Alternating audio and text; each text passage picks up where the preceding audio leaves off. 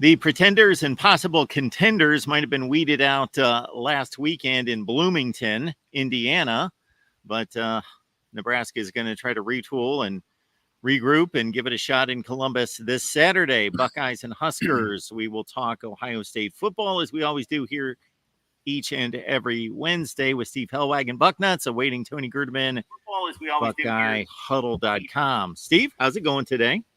I'm doing great. What's going on? Well, I just continue to try to hold together all the channels and the network and all the shows here on location as best I can. We've canceled quite a few, but for good reason. But yeah, so this this long-awaited matchup by some could be another dud for Nebraska because, you know, Steve, when I look at that Indiana game in I had family festivities on Saturday, so I didn't see a whole lot of college football. I caught about an hour, and I really wanted to check in on Nebraska, Indiana, because I thought that was going to be, wow, this just very intriguing matchup of, okay, are one of these two teams able to elevate, break through the doldrums of mid to lower tier Big Ten? And we got a pretty definitive answer. It's not Nebraska. Yeah. I was actually in Phoenix last week. I think I did the show last Wednesday from Phoenix before I headed up to the Grand Canyon, and we actually headed out that day for Sedona and had a good time. Tony is saying he does not have a link for some reason. Okay. We'll get that to him. Maybe email or text him or whatever. I don't know. It's weird. But at any rate, so Saturday I was back at the hotel and the game started at 9 a.m. Pacific time in Phoenix. And so I rolled out of bed at about 9:03, got my slippers on, went out, plopped down in front of the couch, got my notebook out to take some notes on the Nebraska Cornhuskers, and really didn't get a whole lot written down because Indiana just whipped their behind. I mean, it was bad. It was 28-7 at halftime, and it got worse, 28-0 in the second half. And Nebraska just couldn't do anything. 5 turnovers for the game, 3 interceptions by the freshman phenom, Dylan Raiola. And, interesting when you think about him, he's a guy 2 or 3 years ago at the Ohio State camp. There was a moment he had all of his family there, his little brother, who also is an aspiring quarterback. Kirk Herbstreit's son was there. Ryan Day's son was there. Probably 2 or 3 top quarterback prospects were also there. And they all take this big, happy group photo, after the camp, in June. And Raiola is committed to Ohio State. And then he switched to Georgia, then ultimately ended up enrolling at Nebraska last winter because they needed a quarterback. And he's been pretty good. I mean, they're 5-2. He's been okay, but he was in with the varsity last Saturday, and it did not go well. He looked like the JV quarterback. And, what can we say? He throws the ball really well at times. I mean, he's got a strong arm. He can make some great throws. It's just, it's hard for a true freshman to come right in the Big Ten and expect to do anything. So, he was exposed a little bit last week, and Nebraska most definitely was exposed last week. They're a bit of a house of cards, 5-2 overall, 2-2 in Big Ten play. They did beat Colorado at home earlier in the season. Colorado is turning out to be a halfway decent team. Ohio State installed as like a 24-point favorite this week to decimate Nebraska, and maybe they'll become bowl eligible next week when they play. I think it's UCLA next week at home, looking to be bowl eligible for the first time in 8 years. That's a long time between drinks of water. Just kind of illustrates again how bad things have been at Nebraska for how long. They have the best support for the worst football in America over the last 20 years. Tony, welcome. And listen to Steve elevating Indiana to the varsity. They're underrated at 13. I don't know what the hell anybody watched that game and thinks they're the 13th best team in the country. I mean, I had them 9 on my poll, and they're just lucky. They beat a lot of the teams in the top 12. I'll just tell you that. They're just lucky that Vanderbilt isn't ranked ahead of them yet. Yeah, a lot of people took note of that. Vanderbilt squeezed it in there at 25. The worst one they ever did was that Colorado State, the 1 year Alabama played them, and like the next to that last rankings, they leaked Colorado State in there at 25 to give Alabama one more ranked opponent to play. But yeah, that SEC, when you look at their standings, it's 6 teams at 6-1 and 2 more at 5-2. And here's the thing: they're going to continue to play each other. Some of those 8 teams are going to end up with 3 and 4 losses before this thing's all done. Yeah, but they're all ranked this week. Well, and we always talk when we do our post college football playoff ranking show that, and before they even do the rankings, you can always tell the narrative that the rankings committee wants to set by who are the 20 through 25, like who's 21 through 25, and are they propping up a particular conference with those rankings? And you'll start to see Alabama's got 6 ranked wins. It's like, well, 3 of them are for 23, 24, and 25. Like you're manipulating things there. But in terms of Nebraska, only 18 points a game in conference games. So I think that's the baseline of what to expect for them this week. Dylan Raiola. I gotta start getting away from the way it's pronounced for years at Ohio State to the way it's pronounced in the pronunciation guide of the game notes. Dylan Raiola.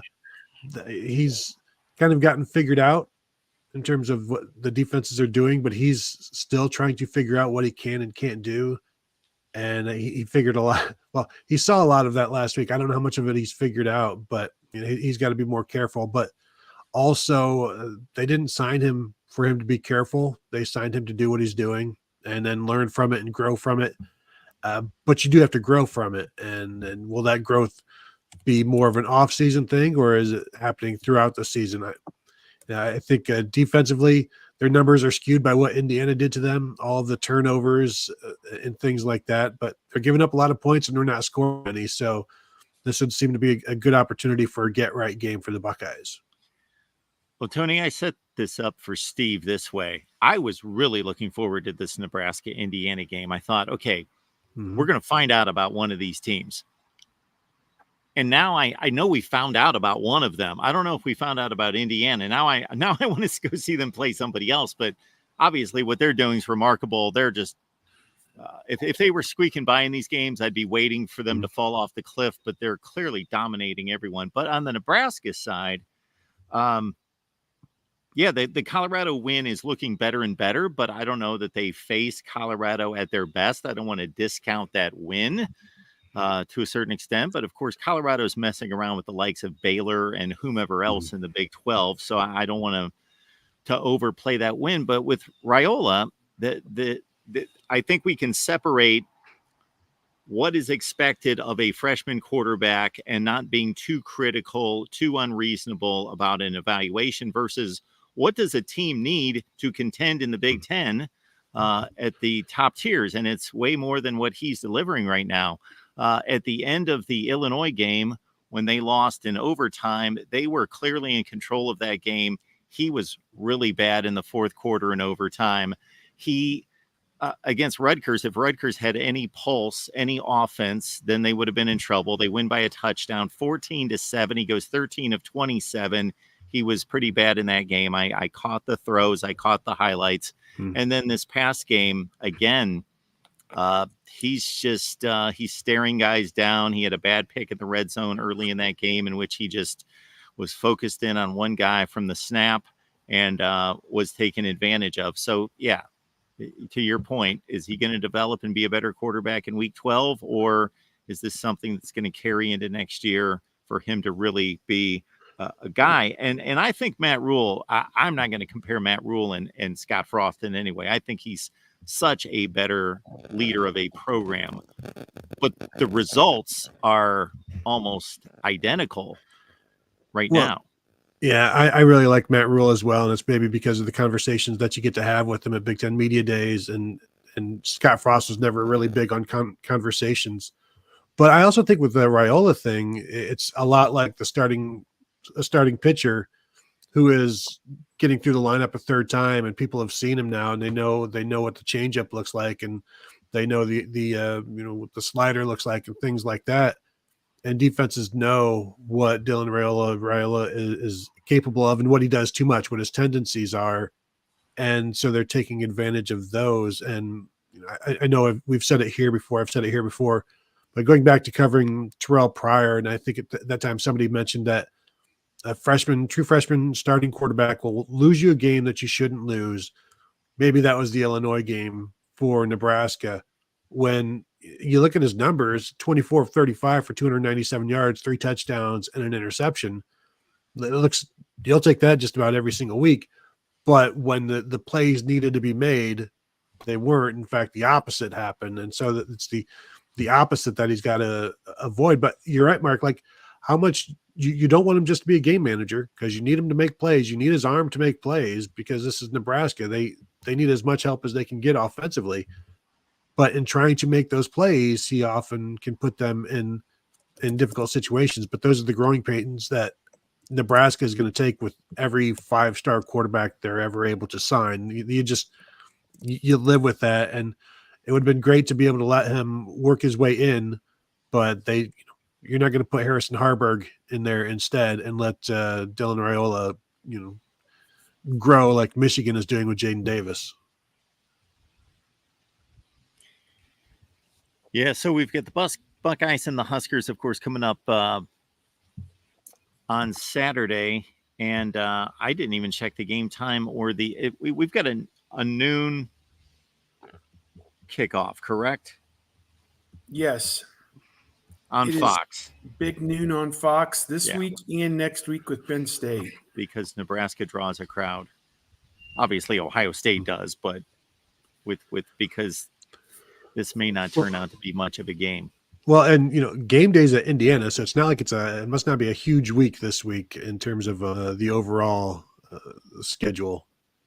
Yeah, Notre Dame Navy is a game on ABC at noon. I can't believe they're not there.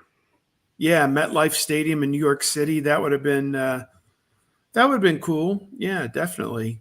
Yeah, maybe we're waiting Navy Army if both those teams get to that game still ranked or something. But that's also, I'm not sure which week that is, but it's I think there's some slim pickings out there, both Big Ten and nationally this week. One of the best games is Friday night between Boise State and UNLV, the playoff elimination game, basically. Yeah, you're done. If I'm not mistaken, Army and Navy obviously play their annual game week 13 or whatever you want to call it, week 15, but they got they're running head on for a collision in the conference championship game in the American Conference. That's what I want to see. I think they're playing that game earlier this year because of all the ramifications and everything. I think they moved it into the regular part of the season. I think. I'm going to check into that. While you guys talk about what Ryan Day had to say yesterday at his weekly, well, not yesterday. I'm losing track of days. Being on location, I'm all over. Yeah, it was. He's Tuesday. Okay, He's Tuesday. Yeah. I actually was not there. I had a blowout tire on the interstate yesterday, and it took me a while with AAA to get there to help me get it fixed because I couldn't do it on my own. And so I missed it, but I listened to it while I was sitting there on the side of the road. And, on our message boards, people are like, you guys don't ask Ryan Day the tough questions. Well, when that one was done, people were like, I give the guys credit. They really peppered him with questions. And Ohio State didn't handle this maybe the best way. that they could have. When they had the open week earlier in the year, after stomping Akron and Western Michigan, it was like, we'll make Ryan Day available and some players available, and we're going to do this, and we're going to do that, and we're going to do this, we're going to do that. And then as soon as the Oregon game ended, they were like, there will be no media next week. Forget it. They lost. We don't want to talk to you people, that type of thing. So all those stuff festered for 10 days, and it all came out in a half hour yesterday with Ryan Day. 95% of the questions were about the defense, and 94% of those were about the pass rush and, what's wrong with it? Is it dysfunctional? Is there a breakdown between Larry Johnson and Jim Knowles? Is it antiquated, as Nick Saban alleged on the show last Saturday? What's wrong with Ohio State? And, taking it in a vacuum, you'd say it's just one game, but, Ryan Day is now 2-6 in his career against national top 5 teams. And moreover, this week's game is about them getting their stuff straight and getting back on the right path going toward Penn State. One of two things is going to be true after the game next Saturday. Either James Franklin is going to be 1-10 all time against Ohio State with a loss, or Ryan Day is going to be 2-7 against top 5 teams in his career at Ohio State with a loss. And neither one of them wants that to happen. And so we are in for one hell of a matchup next week. And Ohio State's walking into a hornet's nest, I think, next week at Penn State. And unless they get their defense figured out, that could be a real nut crunch type game next week at Penn State. But, putting the cart before the horse, they did have a open week to work on some stuff. They have to install new left tackles, and Mahalski is now the left tackle because Josh Simmons is out for the year. Unfortunate. I was quoted as saying, and I still kind of believe this until proven otherwise, they can't win the national championship without Josh Simmons or somebody playing at that level at left tackle. So we'll see if that will be debunked beginning this Saturday. But, we'll go from there. But, yeah, a lot of the questions yesterday. Tony, you were there. I'll listen to more of what you got the vibe of being there in person. It seemed and felt like, he really wasn't defensive about it. He was trying to confront it head on that we've got problems and we got to get them fixed. And as I just laid out for you, if you don't get them fixed, this season's going to look a lot like the last 3. Yeah, and he's obviously trying to avoid that by being more involved with the defense than he's been at any point in this season, which always happens when the defense is going poorly. It happened in 2021 when Day needed to get more involved and express more of his vision on what he expected and wanted to see. Probably happened in 2020 as well, even though there's all kinds of crap going on that year. But now he's got more free time to do so because he's not calling plays and he's not coordinating the offense as much. So he can get more involved in the defense and tell them what he wants. And that's one of the questions was, so are you telling them what you want or are you listening? And he's like, a little bit of both. And what he doesn't want anymore is just 4 straight ahead rushers. You've got to do more than that, whether that's 5, whether that's twists, stunts, just better disguises, things like that. He doesn't want the offense to know what's coming from the defense. And, talking with a former player recently, telling me that basically it's really easy to pass block guys when essentially you have a pretty good idea that they're just going to continue to go straight ahead, not try to get inside. They're just going to continue to rush outside. It's a lot easier to handle when you can just continue to force them outside and carry them that way. And as long as they're going to continue doing that, then they're going to be easier to block. And Nick Saban saying that it's an antiquated defensive pass rush and Day being asked about it. And so, it's not working. So, he's right. And attacking that head on as well. And just basically promising that it's going to get fixed. Now, hollow words or not, we'll see. But if they want the same results, they'll just continue to do the same thing. If you want to try to find different results, you've got to do something different. And it doesn't need to be drastic. They're not going to a 3-4 or anything like that. But you don't have to be so predictable, so basic in terms of what the pass rush is. And you can scheme up good pass rush. And we saw that, not to bring Michigan into it, again, but Illinois sacked Michigan 5 times last week and chased Jack Tuttle even more than that. And you can scheme it up, and you've got the players you would think to handle any kind of disasters in the back end, which we can also talk about the possible absence of Lathan Ransom moving forward. But Day's not happy with the defense. He was not interested in joking around with anybody yesterday. And so it's I guess that's what fans would want to see right now, is that Ryan Day is a little bit angry right now, and that should lead to some better results. Because I'll just say this one last thing, Mark, because he said he doesn't believe it's the players. They don't believe it's the players, so it's the coaching in the scheme, and that's what needs to be addressed, and that's what they're addressing. Yeah, so I was going to ask about Ransom's status, as best we know. Well, so Ryan Day initially started talking about Josh Simmons and how he's out for the season. And then I asked, can you confirm the rumors that Lathan Ransom is injured? And he said, I'm not going to talk about any further injury news or anything like that. So he didn't address that. He could have just said, no, he's fine, but he didn't. And so that's kind of maybe a non-confirmation confirmation.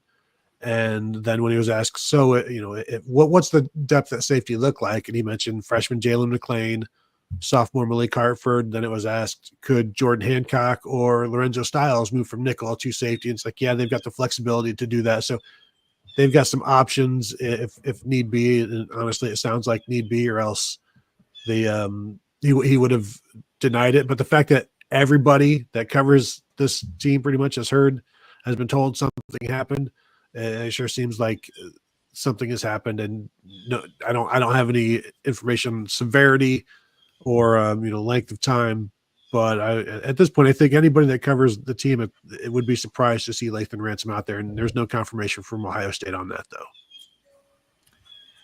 Folks, I'm live. Go ahead, Steve. Yeah, I think if he was healthy, he would have just said, no, he's fine. He'll be with us this week. I guess after practice today, he'll be asked, did Lathan Ransom practice? That's usually what the question is on Wednesday night. And generally, he's pretty forthright with that, what that looks like. So if he doesn't play, what do you do? Is it Malik Hartford, Jalen McClain? Is it Jordan Hancock moves to safety? Lorenzo Styles Jr.? What does that look like? So, again, like with the tackle situation with Mahalski, they've got a lot of options. They've just got to sort through them and figure it out. Yeah, I think the good news with Zen Mahalski is that was the plan last week, and it's still the plan this week, which means it hasn't been a disaster in practice. It may not have been. It's certainly not ideal, but the fact that they're still going with him tells me that he's been okay in practice, which gives you a little bit of hope. Folks, I take your calls post-game, meaning post-game after the primetime games on Thursday, Friday, and Saturday night. That's over on the main channel. And then Sunday at 11 a.m. Eastern time, we've got an Ohio State call-in show that you can join JR Mondays at 9 p.m. Eastern time. I did not hear the exact comments. I just saw social media posts about Will Howard talking about running through that final play against Oregon over and over and over in his mind. Like many things that can be interpreted one of two ways. Either this is the mark of for lack of a better term off the top of my head, somebody who's just anal focused on just, I want to be the best. We need to address every detail. The Peyton Mannings of the world that are so good at what they do because of the attention to detail, the obsession with being great. Or is this something he just needs to let go, move on to the next game, not let it, he can't change it. He can't let that disrupt him going forward in his progress and leading this football team. Yeah, I think it's both, because there's been no game to move on to until now. And so Ryan Day even said it last week. It's okay to get down after this one, and you're certainly not going to move right past it. But Will Howard said himself, you just use it, it's in the back of your mind. You use that game and you move on. And then, basically, what would you have, when asked, like, what should you have done? What would you have done differently? He said, just get down earlier, 1 second earlier. I mean, we're talking about a game of inches, a game of literally seconds. And then of course you can go and look at the stills of the slide already happening with 1 second on the clock and the timeout being called with 1 second on the clock. But then the fans are out on the field and it's too late to change anything at that point, basically. But, just get down. That's what he's learned. Be more, I guess, more decisive earlier in that way. But it's interesting. You're thinking like, well, how many times are they going to run into a situation like this? They practiced it several times this week as well, just in dealing. Okay, now how are we going to handle it? Because when you're expecting to play in as many close games as Ohio State is down the stretch, it's very unlikely that this is the last situation they run into like this. Even at the end of the first half, they're going to run into this again. So you better be ready for it. And that kind of experience, failing like that is, I think it's perhaps more helpful than getting away with it like they did against Notre Dame last year. And then you see how that maybe backfired and didn't seem to help them against Michigan down in that last drive.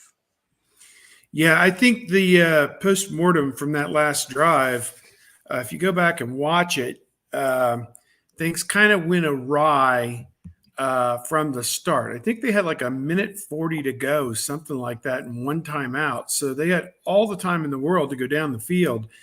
But they lost 18 seconds on the first play when he slipped and fell down.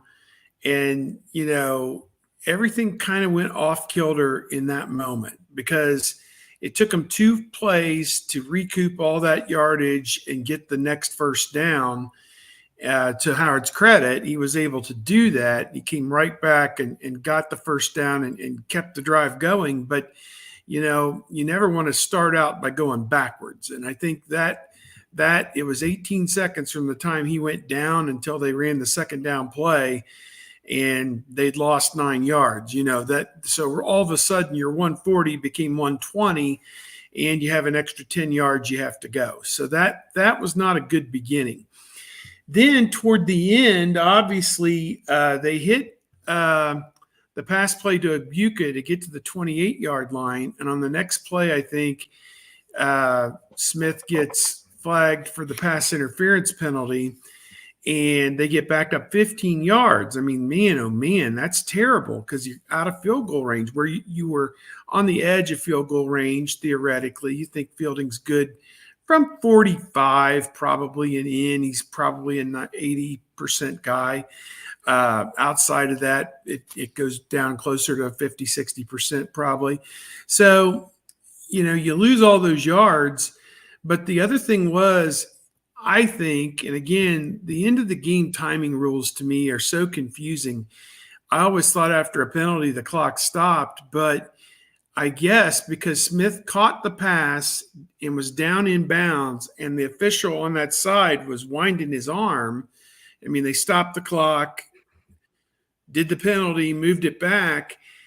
I don't think Ohio State was aware that when the referee went to the ready to play and started the play clock, he also wound the game clock, and 7 seconds from 22 down to 15 went off, before they ran the play. I think in that instance, the referee should communicate directly to the head coach, not on the speaker, but directly to the head coach. When I blow this ready for play, the game clock is going to roll, because I don't think Ohio State figured or knew that was going to happen, because they let 7 seconds go off right there, before they ran that play. And that was critical.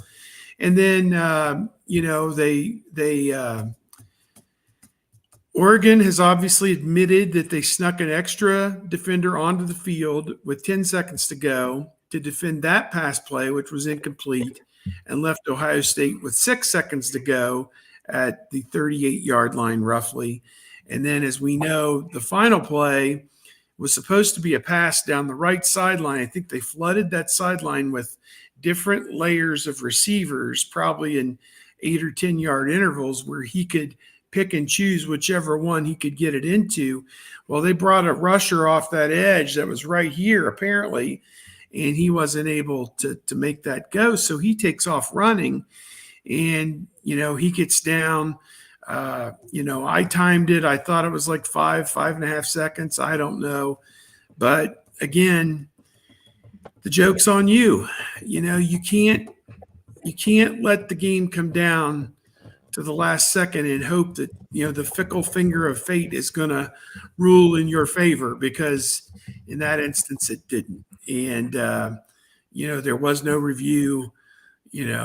I've seen cases where they've kicked 1,000 people off the field to run one more play. It's very rare when that happens, but they were their own worst enemy in this game. My God, worst defensive effort back to, we covered this last week, 22 against Michigan. I had PTSD watching this game, thinking back about, all the chunk plays, and Oregon didn't even have their signals. So, it was like, this was straight on the up and up. So, and it exposed Ohio State's defense for what it is, I suppose. But end of game got away from them. End of game ended up with one timeout remaining. They would have been ahead once the guy wound the clock after the pass interference to call timeout. I mean, as it turns out, I think what they were hoping was that if they were tackled down in bounds in the final seconds, they would call timeout. But, the whole thing got away from them. It was just not, they practice it every week, but, boy, it sure didn't go as easily as it does back on the backfield at the Woody Hayes Center, did it? So, with the crowd and the penalties and everything else, and the quarterback falling down. Will Howard played his heart out, but he fell down. Let's see, what else did he do? He didn't get down in time. I think he took a sack one time when he should have thrown the ball away. So, and he fumbled that snap. Like 3 or 4 things, that really could have turned the outcome of this game. But he played an amazing game on the whole, though. And the fumbled snap was what? 1 point lead, about their own 20-yard line. They had to 6 punt or the ball 7 minutes away. left. Yeah. In the second quarter, right? Yeah. Third and 3. Yeah, it might have been. They had to punt. It was when they just come off their own goal line from the 2-yard line with the punt. They had the makings of a back-breaking drive, and it got short-circuited because of that. So any unit on the field can be decimated regardless of how strong it is. There's an example this year at Oklahoma, which actually was going to have, let's say, a top 10 receiving core, and their top 5 guys are out. Now, correct me my sequencing if it's incorrect. Ohio State was missing the left side of the offensive line for the first 2 games. And then now Simmons had played the entire season up until midway through the Oregon game. It was Donovan Jackson, the left guard, who was out. I think everybody else was okay. Okay. So Jackson comes back game 3 or 4. Yeah. Then in this game against Oregon, of course, Simmons is gone. Shabola had to leave for maybe 2 or 3 series, and he comes back.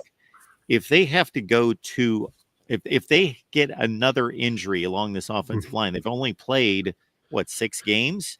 They want to play a 15 game. They want to play a 16 game season. If they lose someone else, now obviously it depends on who it is, but when they have to go another notch deep on the bench, where's the confidence level? Well, and that's that. If it's Seth McLaughlin, you've got last year's starting center waiting in the wings. If it's a guard, you've got Austin Seerveld, who has played a lot. If it's a tackle, you're probably putting Donovan Jackson or Seerveld out there. So, do they want to do it? No. Is it as have there been worse situations for Ohio State on the offensive line? Yes, in terms of what they have behind them. They've already lost.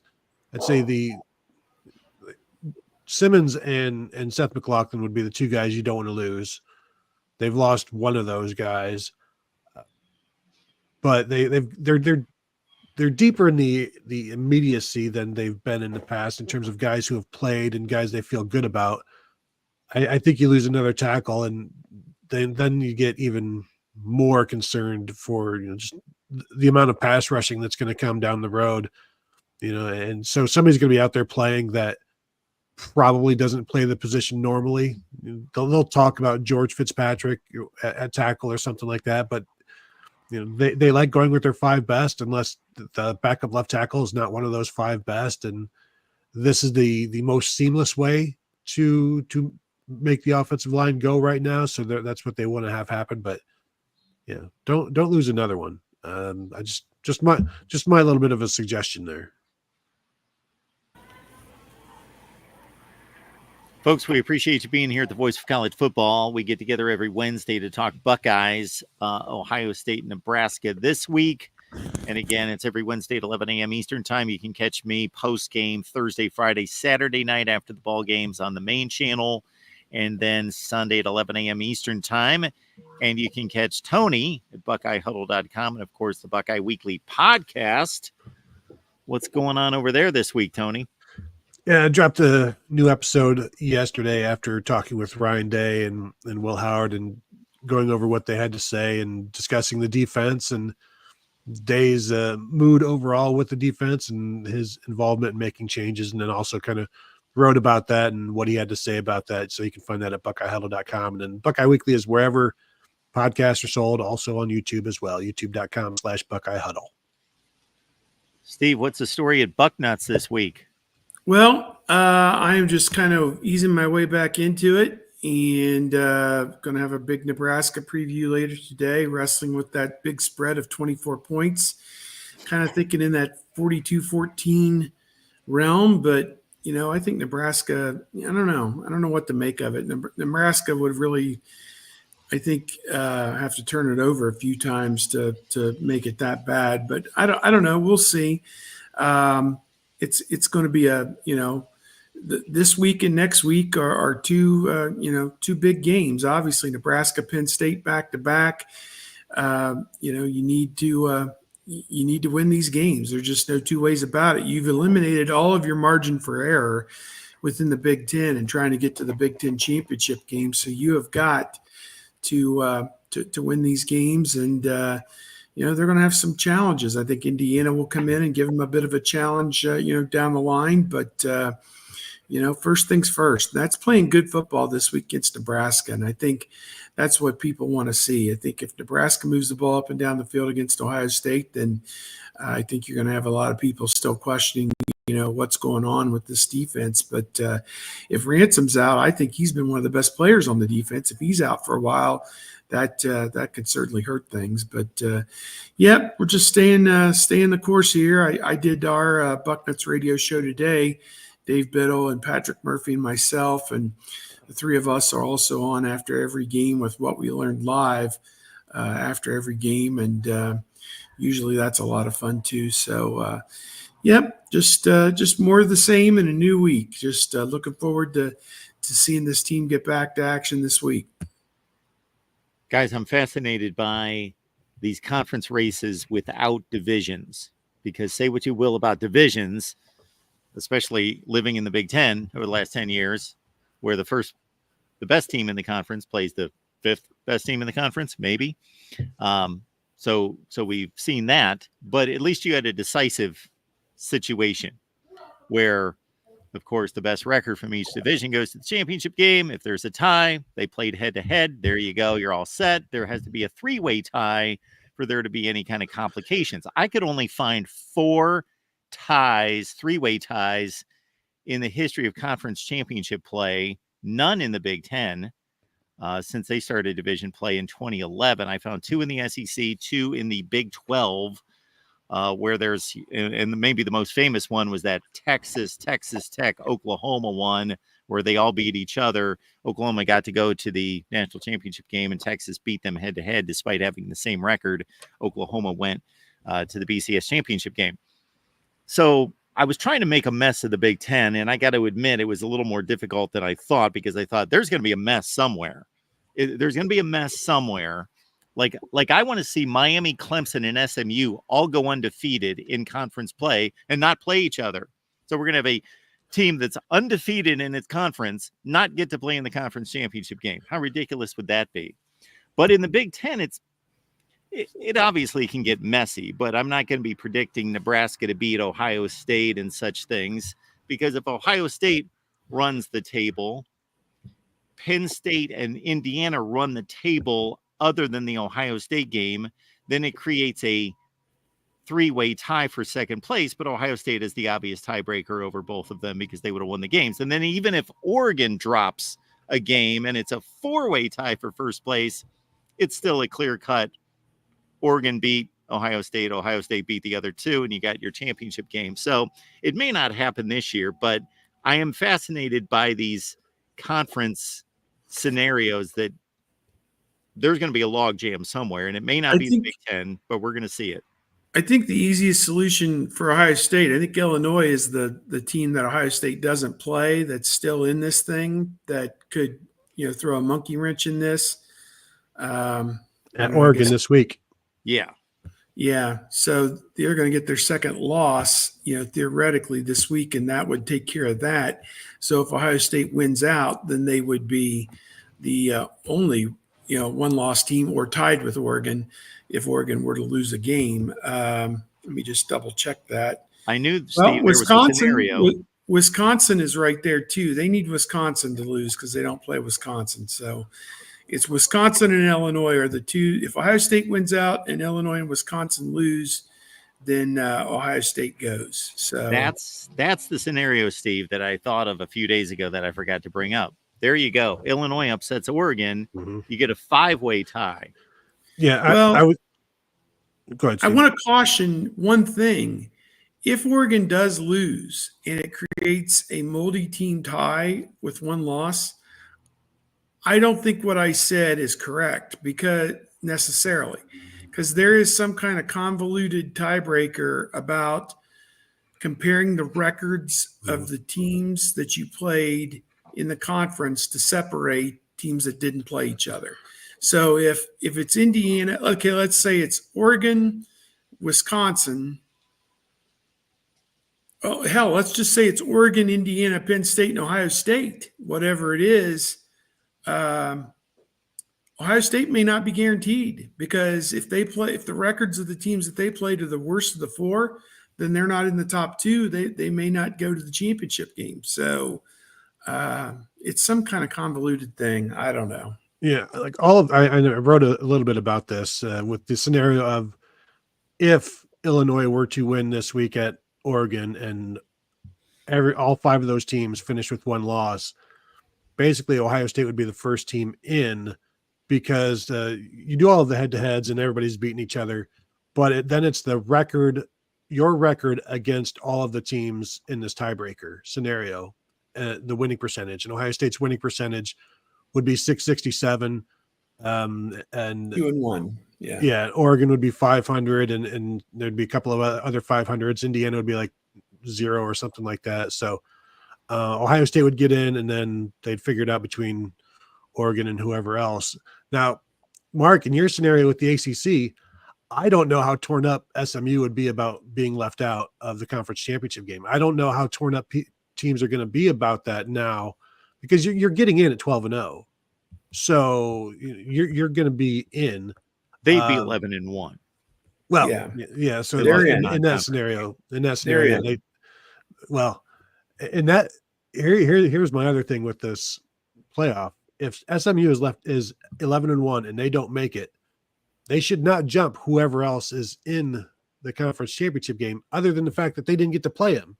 So, yeah, we're going to be on we've got a media call, pretend type of thing with the CFP next Wednesday at noon. So I'll have to leave a few minutes earlier, but I'm interested in going through some of those scenarios, talking things like that out. And we've seen over the years, the committee says whatever they want. And there's no, well, you said this last week, so why doesn't this apply this week? And it's like, well, this is because I said so. Right. This I tell my 4-year-old, because I said so. Yeah. And so there's going to be an awful lot of that, and even more of that because the conference championship is no longer like a data point, but I still think making the conference championship game should be. Yeah, and again, Ohio State can't figure this out for themselves. They would have to be selected, but that 5 seed sure looks like the route. If you're not going to win the conference championship, of course, that 5 seed is the place to be. Although I'll say defensive coordinators probably wouldn't be thrilled about playing Army or Navy in that scenario with that 12 seed. But then you get Iowa State or Kansas State or BYU in the next round. So you'll be okay as long as you don't lose too many defensive tackles getting cut blocks against the option teams and then the next week. But yeah, that's that. I think there's going to be that might be the in vogue place to be after the season, and people see how it goes, because that's also probably going to be a top 3 team getting that number 5 seed, because it's going to be the second place team of the best conference or the second best conference, something like that. Exactly. And they'll be favored all the way until I don't know, the semifinals maybe. I'd be willing to say that after 10 years of this playoff, that 70 to 80% of these championships are going to be won by the 1, 2, and the 5 seeds. Yep, I would think so. More 6s than 3s and 4s too, probably. Yeah. Yep. Absolutely. All right.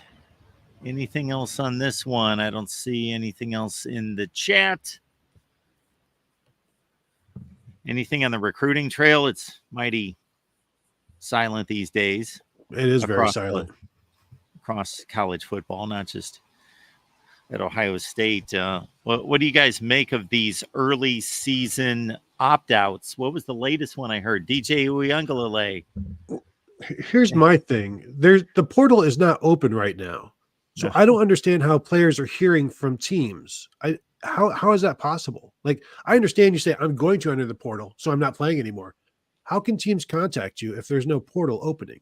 I don't understand that, because we're seeing reports of this team has contacted this team and then this player and that player. Like, how? I don't understand that one. I haven't looked into it enough, but that just seems like you have not left your team. You're just not playing, right? So if you're still in school, how are you being contacted? I don't know. I might be wrong about that one though, but yeah, it's all back channels, I'm sure. High school coach or third uncle, or right. But why is there reporting on it? Like, why are you telling people that? Why is somebody telling Pete Nakos at On 3 like, hey, this is who I'm hearing from? Unbelievable. It's this week's sign that the apocalypse is upon us. I mean, I had one today, a kid, this is involving basketball, who had a list of 4 schools that he's, quote, down to. And the guy that I spoke with said that he didn't think he could commit to any of them at this point, that he's probably overplayed his hand in terms of NIL demands, and has gotten some really bad advice. So this is where we're at right now, is that, schools are actually, maybe in this kid's regard, backing away because of the demands are too much, and maybe they overplayed their hand a little bit in playing one school off against another. I don't know. But we're going to have a collusion case, just like Major League Baseball, where, they all got together and decided that, they weren't going to pay me the $1 million, that every other kid gets, just what a mess. Dave Kingman back in the day won a collusion case. Collusion. I did a poor hosting job here because I wanted to go the next layer on this Big Ten discussion. So we looked at the top of the conference, but I'm fascinated by this entire conference. I really am. Crazy. I do it's power crazy. rankings every week. It is crazy. If you want to call Indiana legitimate, we'll find out about them, but they've done all the right things to date. They make it 4 deep, I guess, at the elite level, if that's what you want to call it. And really, I think Ohio State and Oregon are in their own class, but Penn State will have something to say about that. And then, we just saw Michigan State beat Iowa. Iowa was always good for, we know that they're going to beat every bad team in the Big Ten by a field goal to 7 points. Just mark it down. But that went away last weekend. Absolutely.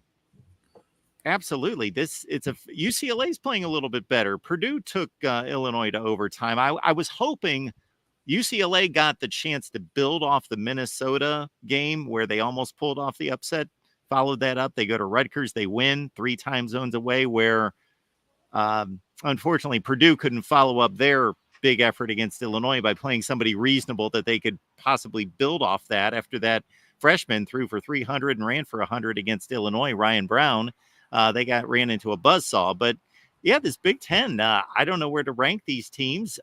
USC, who else in this conference could beat LSU and take Penn State to overtime? But they're 1-4. I saw some crazy stats and I don't have them on hand, about Lincoln Riley and how I think it's over the last 20 years, only 2 teams have led in the fourth quarter of all of their games and had a what kind of record do they have now? 3-4 record. 3-4. Yeah. So the other team was like a 2011 Utah State. They've led in the fourth quarter of every game this year and lost 4 of them. And that is, when he was asked about it, he's like, "Yeah, I don't have a explanation for that." And it's like, well, you might want to get one, but it's amazing that you can do that. And honestly, like I don't think the Big Ten is all that tough, but I guess you're seeing it's more difficult than the Pac-12 has been. Maybe it's just more physical, and if you're not ready for that, it can wear on you. No doubt. I do think, Mark, with your power rankings and your ratings, where do you see this Michigan State game this weekend? Because 2 months ago, this was never going to be a loss for Michigan. Now it's like, boy, oh boy, if Aiden Childs doesn't give that game away, the Spartans are going to win. I gave up on power rankings from the standpoint of how much of it's resume versus how much of it is on down the line. I gave up on that because my top 25 is just strictly a resume, where I just said, you know what, power rankings, I'm just going to tell you who in my opinion, 18 best teams are, 1 through 18, and I don't have to defend it because, for example, I got USC as the 7th best team in the conference, which I truly believe that's about right, but they're not posting the results to back it up. But yeah, Michigan State, we got to remember that, I have other shows where I had co-hosts saying that, Michigan State's crap, they suck. Well, they played 2 elite teams. That was their Big Ten resume, and going to Maryland and winning as a 10-point underdog against the Maryland team that, again, who knows? They look like they were the worst team in the conference up until the last weekend, until the 90 seconds to play against USC. So yeah, that's going to be a fun one because Michigan, I tried to catch up on my football the last couple nights, late night, from missing just about everything over the weekend. I don't fall asleep during football games, and I could not stay awake watching Michigan's offense. I kept falling asleep during that game. Could not make it through the game. It was about halfway through the third quarter. It was already the final score midway through the third quarter. So I thought, I've seen it all. I'm just going to watch Michigan, gain like 8 yards after 3 plays and punt the rest of the game. So I don't need to watch the rest of this. Yeah. I'm looking forward to getting home in time to watch Michigan State and Michigan, and also Penn State and James Franklin try not to blow it at Wisconsin in Madison Saturday night. What could possibly go wrong? Yeah, what could possibly go wrong with Luke Fickell and the Badgers, the pesky Badgers? As everybody waits for Ohio State and Penn State to meet in a top 5 matchup the following week. This is Wisconsin's show me game. This is their Missouri show me state game because they're racking up these impressive wins against nobody. So let's see what they've got. No doubt. All right. Good stuff here at the Voice of College Football. Appreciate y'all being here as always. Catch up with Tony on Buckeye Huddle That's BuckeyeHuddle.com. And, of course, the Buckeye Weekly Podcast. And, of course, with Steve, it's Bucknuts.com, 247 Sports. All right, guys. Yep. Enjoy Take care. the game. And we will see you back here next week. Yep. Will do.